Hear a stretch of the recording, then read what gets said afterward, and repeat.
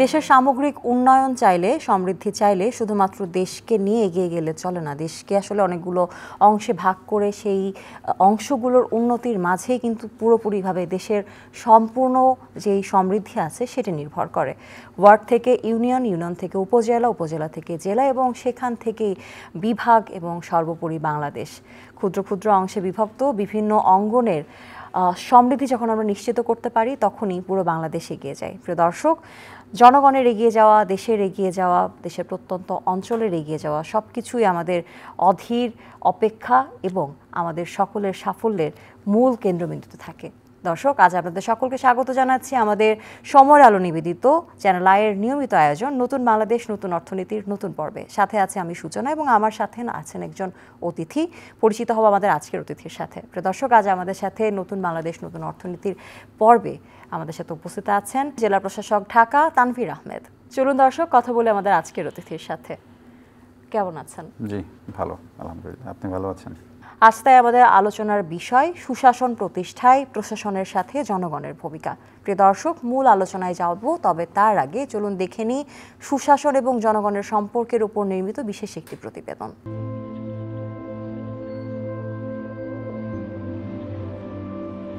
ঐতিহ্যবাহী এই ঢাকা একসময় বিরাট এলাকা নিয়ে গঠিত থাকলেও বর্তমানে এর আয়তন মাত্র ১,৪৬৩.৬০ বর্গ কিলোমিটার।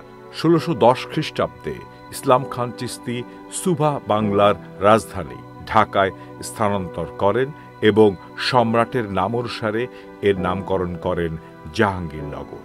এই শহরে ছিল প্রশাসনিক সদর দপ্তর এবং সুবেদার ও অন্যান্য কর্মচারীদের বাসস্থান। এরপর ১৮৪০-এর দশকে নগর ইতিহাসে নতুন এক অধ্যায়ের সূচনা করে। ১৮৮৫ সালের মধ্যে বঙ্গ প্রদেশে কলকাতার পরে ঢাকা নগরীকে সর্ববৃহৎ বেসামরিক কেন্দ্র হিসেবে গড়ে তোলা হয়। ১৯০৫ সাল থেকে ১৯১১ সালের দিকে ঢাকার প্রশাসনিক গুরুত্ব নাটকীয়ভাবে আরও বৃদ্ধি পায় যখন এটিকে পূর্ব বাংলা ও আসাম নামের নতুন প্রদেশের রাজধানী করা হয়। একটি হাইকোর্ট এবং একটি সচিবালয় সহ একজন লেফটেন্যান্ট গভর্নর নিযুক্ত করা হয় ঢাকায়।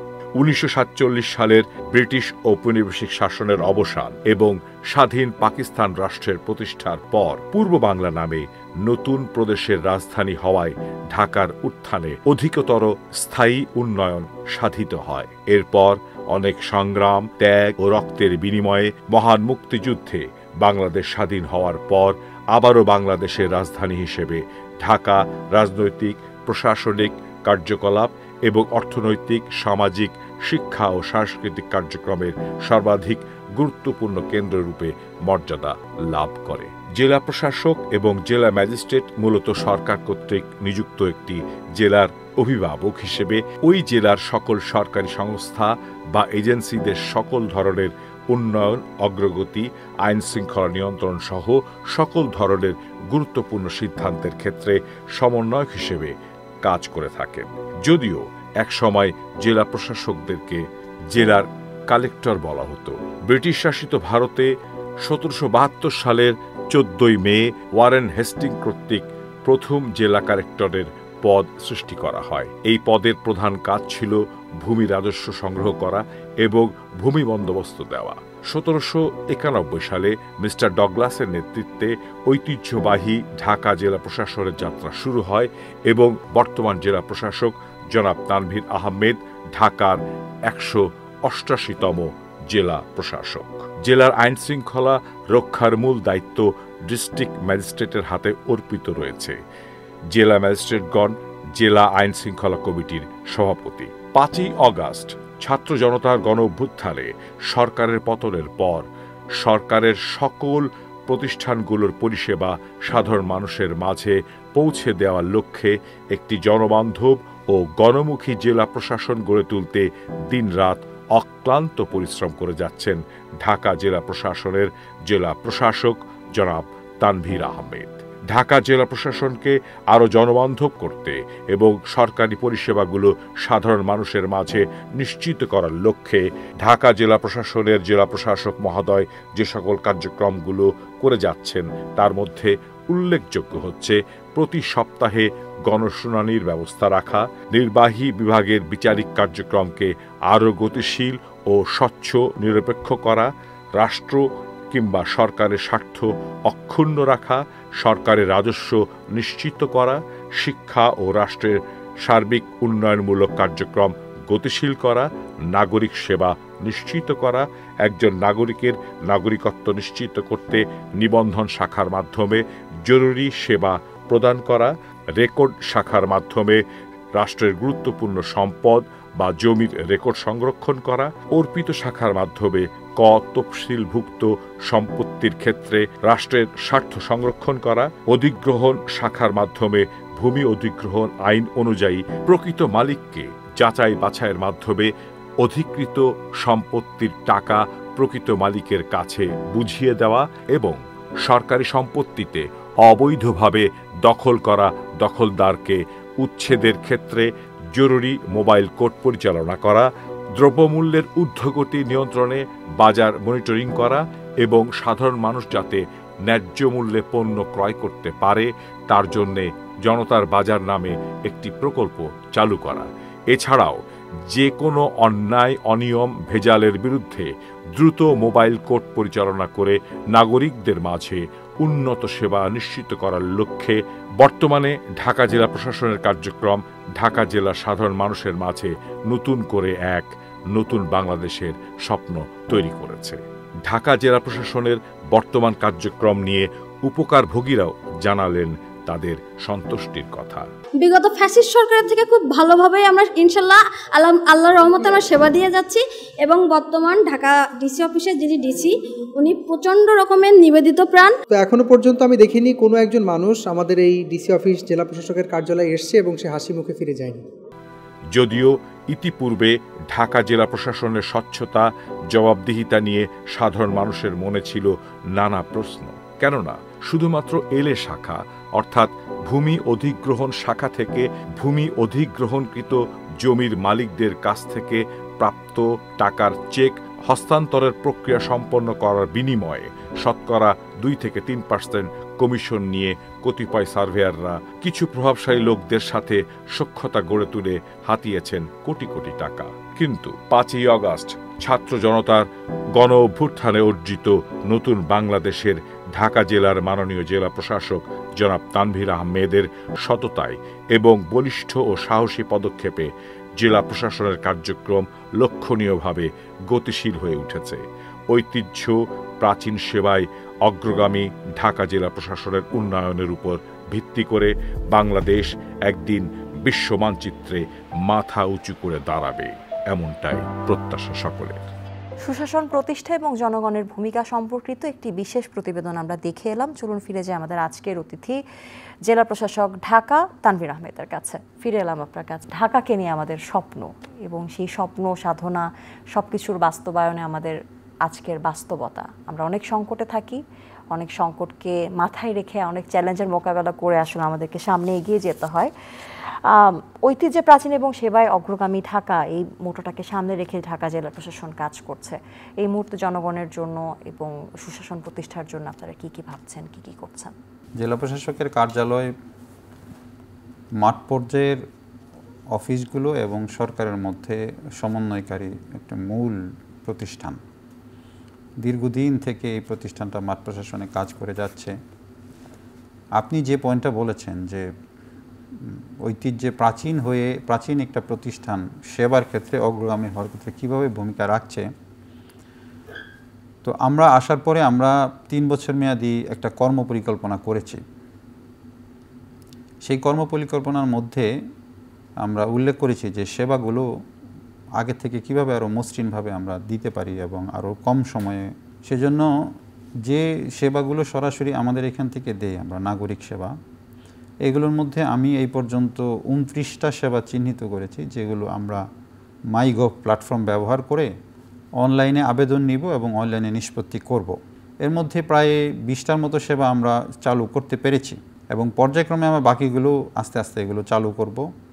কারণ জনসংখ্যাবহুল এই দেশে আসলে ম্যানুয়াল পদ্ধতিতে দূর থেকে একটা মানুষ অফিসে এসে সেবা গ্রহণ করা, চলে যাওয়া, সারা দিন তার পুরাতন ঢাকার একটা অফিসের মধ্যে সময় কাটানো, এই অনেকগুলো ধাপ কিন্তু অনেকগুলো দিন কিন্তু তার বেঁচে যাবে যদি আমরা অনলাইনে তার আবেদন নিতে পারি এবং অনলাইনে নিষ্পত্তি করে সেবাটা দিতে পারি। তো সেক্ষেত্রে কোনো কোনো ক্ষেত্রে এমন একটা সীমাবদ্ধতা আছে যে সেবাটার একটা পর্যায়ে অনুমোদনের পর্যায়ে সরকারি ফি পরিশোধ করতে হয়, তখন আমাদের সরকারি ফি পরিশোধের যে প্রতিষ্ঠান আছে তার সাথে ইন্টিগ্রেশন করতে হয় সফটওয়্যারের।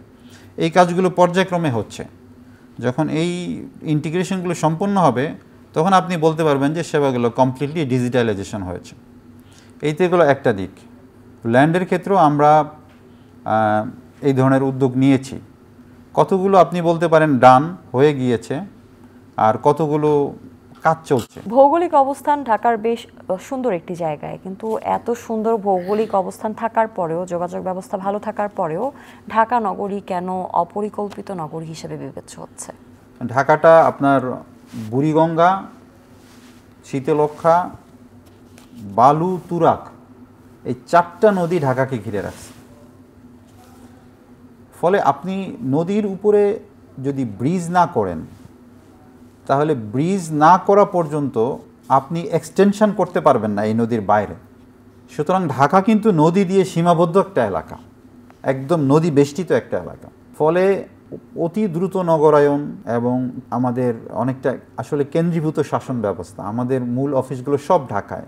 পুরো বাংলাদেশের মানে যত কর্মসংস্থান তার অধিকাংশ ঢাকায়, শিক্ষা প্রতিষ্ঠান সব কিছু। ফলে এই সমস্ত কিছুর কারণে এই যে ঢাকার অ্যাট্রাকশন, এই অ্যাট্রাকশনের কারণে যেই হারে এখানে নগরায়ন এবং মানুষের আগমন বেড়েছে সেই হারে কিন্তু পরিকল্পিতভাবে এই সিটিকে আমরা এক্সপ্যান্ড করতে পারিনি। কিন্তু ঢাকাকে ঘিরে আমাদের অনেক স্বপ্ন, আমরা সবাই তিলোত্তমা ঢাকা এবং সেই সাথে আমাদের আধুনিক ঢাকা গড়ার স্বপ্ন দেখি। আসলে কি এটা সম্ভব?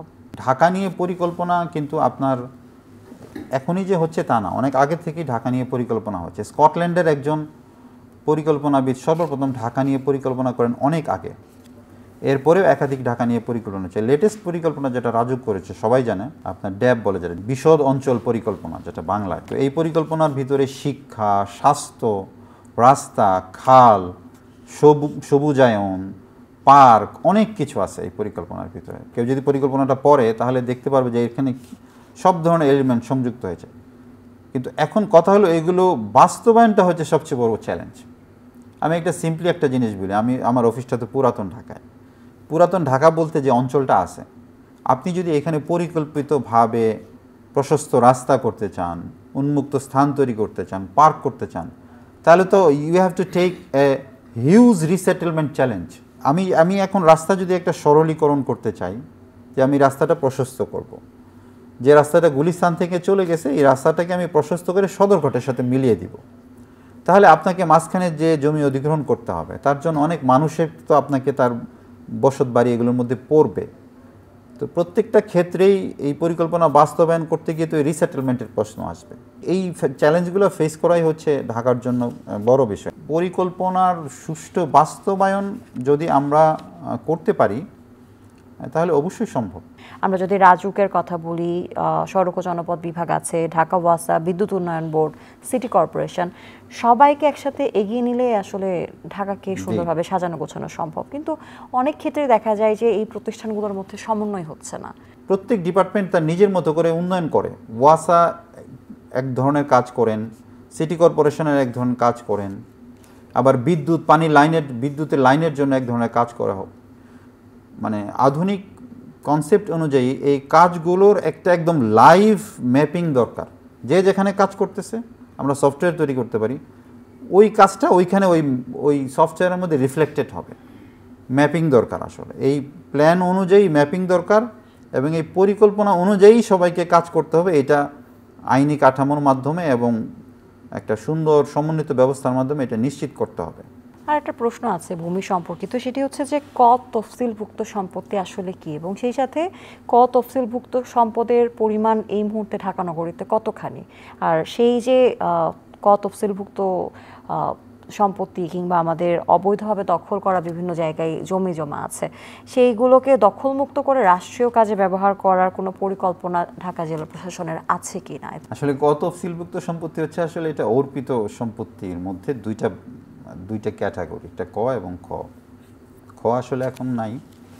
অর্পিত সম্পত্তি হচ্ছে এটা 1971 সালে স্বাধীনতা যুদ্ধের সময় যারা এ দেশ থেকে একদম দেশ ছেড়ে ভারতে চলে যান, বিশেষ করে আমাদের হিন্দু সম্প্রদায়ের যারা ছিলেন আর কি, তাদের সম্পত্তিগুলো এনিমি প্রপার্টি লিস্ট করা হয়, that is called census list.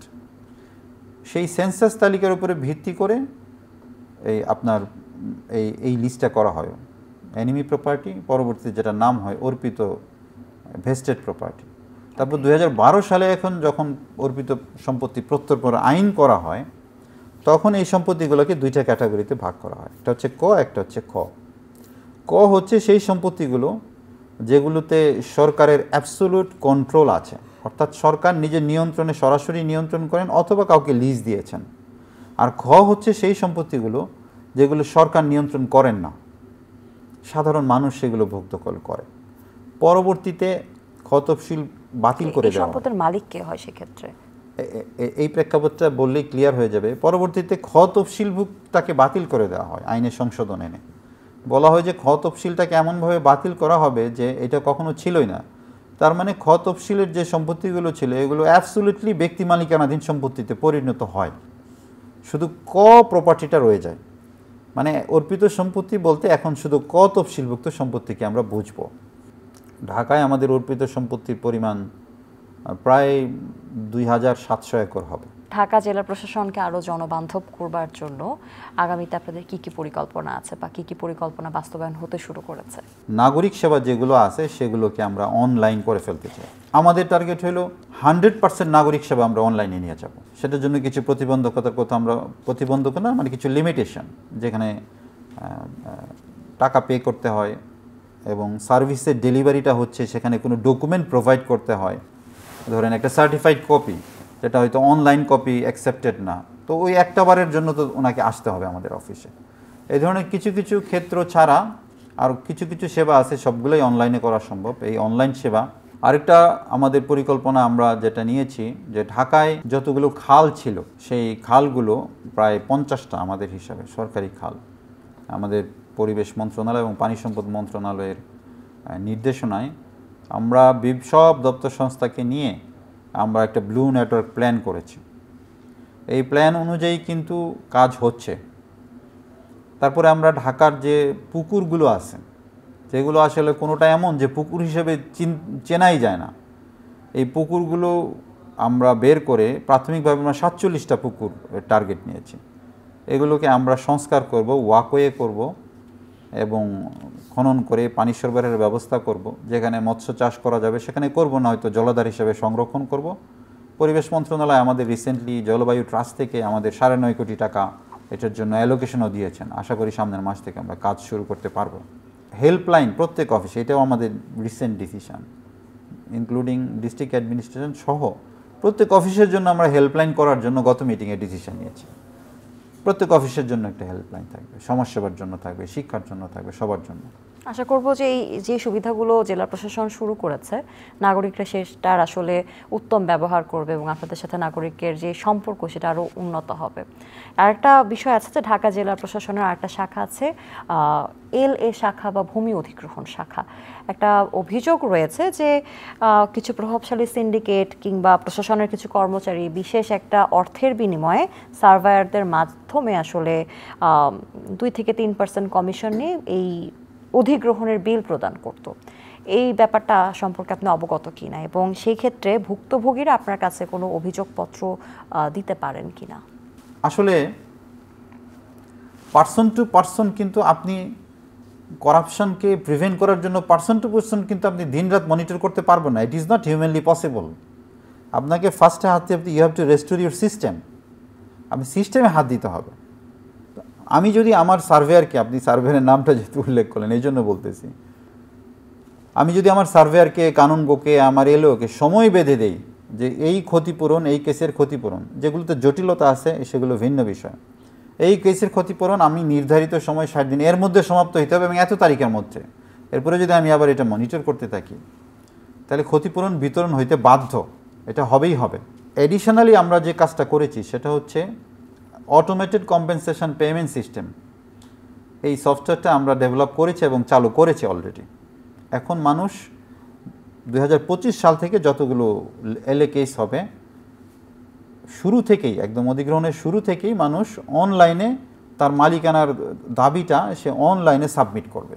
এরপর অনলাইনে আমরা নিষ্পত্তি করব, যৌথ তদন্ত কতগুলো ধাপ আছে এগুলো নিষ্পত্তি হয়ে অনলাইনে নিষ্পত্তি হয়ে ফাইনালি আমাদের টার্গেট হচ্ছে আর কোনো এলএ চেক আমরা ডিস্ট্রিবিউট করব না।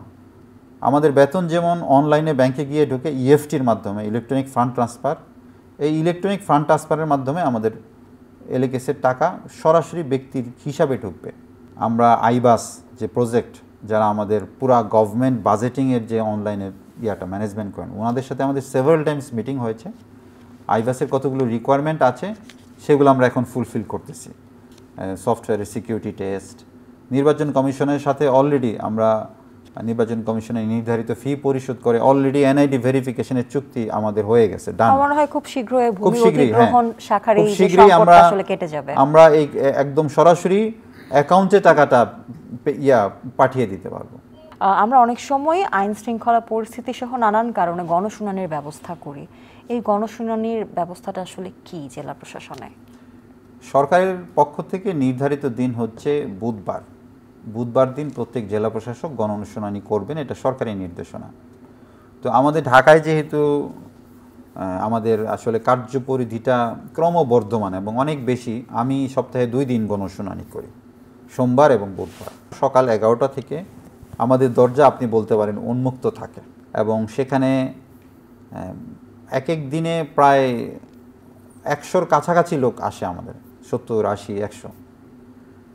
তারা হচ্ছে যে প্রবলেমগুলো নিয়ে তারা মনে করেন যে এই প্রবলেমটা আমার অনেক দিন ধরে সমাধান হচ্ছে না, অথবা এটাতে জেলা প্রশাসকের আমার দৃষ্টি আকর্ষণ করা দরকার, সেটা আমরা সরাসরি শুনে আমরা কনসার্ন ডিপার্টমেন্টকে প্রয়োজনীয় নির্দেশনা দেই এবং কোনো ক্ষেত্রে যদি কোথাও গাফলতি পাই সেই চিত্রটাও আমাদের কিন্তু সামনে আসে। তো গণশুনানি দিয়ে 2টা সুবিধা, একটা হলো মানুষের সমস্যার ধরনগুলো কি সেগুলো আমি সরাসরি তাদের কাছ থেকে শুনতে পারি, আর আমার অফিসটা নিচের দিকে কেমন পারফর্ম করতেছে তার একটা চিত্র আমার সামনে চলে আসে। এটি নাগরিকদের একটা অধিকারের জায়গা এবং সেটি বাস্তবায়িত হচ্ছে। সম্মানিত জেলা প্রশাসক, আমাদের আয়োজনের একদমই শেষ পর্যায়ে চলে এসেছি। সব শেষ প্রশ্নটা আপনার কাছে রাখতে চাই।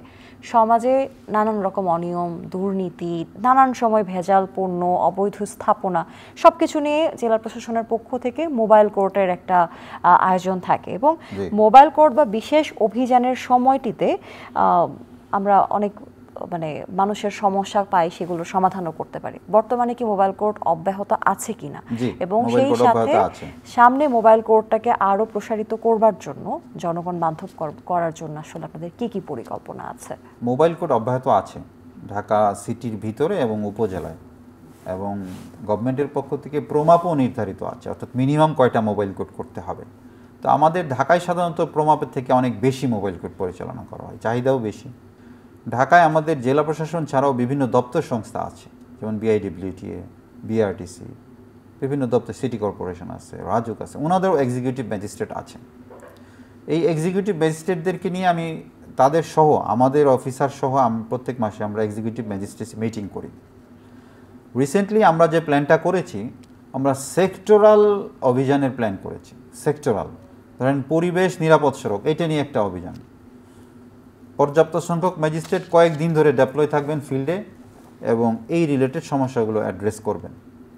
মোবাইল কোর্টের জন্য আমরা গত মাসে আমরা একটা হেল্পলাইন নাম্বার খুলেছি, মানে এইটাতে এখন যে কেউ ফোন করে মোবাইল কোর্টের আমলযোগ্য যে কোনো অপরাধের তথ্য ওনারা জানাতে পারবেন। তো আমাদের অভিযান অব্যাহত আছে, সামনেও হয়তো আমরা সেক্টরাল অভিযান করব।